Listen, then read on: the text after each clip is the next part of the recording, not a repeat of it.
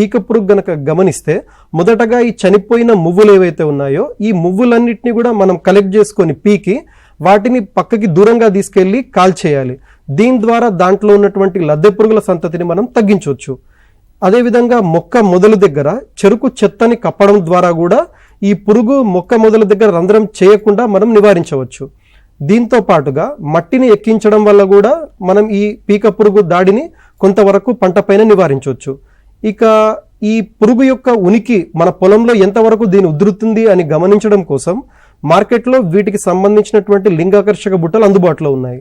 ఒక ఎకరానికి 10 నుంచి 12 లింగాకర్షక బుట్టల్ని కనుక మనం ఏర్పాటు చేసుకున్నట్లయితే ఇందులో పడేటువంటి మొగ పురుగుల సంఖ్యను బట్టి మన పొలంలో ఎంతవరకు పురుగుల ఉధృతుంది అనే విషయాన్ని గమనించుకొని మనం సస్యరక్షణ చర్యలు చేపట్టవచ్చు.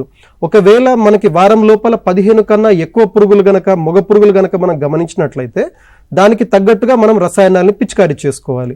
సో ఈ పీక పురుగు నివారణ కోసం మనం మోనోక్రోటోఫాస్ అయితే 600 మిల్లీలీటర్లు ఒక ఎకరానికి, క్లోరిఫైరిపాస్ అనే కెమికల్ అయితే 500 మిల్లీలీటర్లు, క్లోరాంట్రనిలిప్రోల్ అనే రసాయనం అయితే 150 మిల్లీలీటర్లు ఒక ఎకరానికి మనం 400 లీటర్ల నీటిలో కలిపి పిచికారీ చేసుకోవాలి. మనం వేరే పంటల విషయానికి వస్తే ఈ క్లోరాంట్రనిలిప్రోల్ అనే మందు కేవలం 60 మిల్లీలీటర్లు ఒక ఎకరానికి పిచికారీ చేస్తాం. కానీ ఈ చెరుకు పంట లోపల ఈ పీక పురుగుని మనం సమర్థవంతంగా నియంత్రించడం కోసం 150 మిల్లీలీటర్లని 400 లీటర్ల నీటిలో కలిపి పిచికారీ చేసుకోవాల్సిందిగా రైతు సోదరులకి సూచనలు ఇవ్వడం జరుగుతూ ఉంది.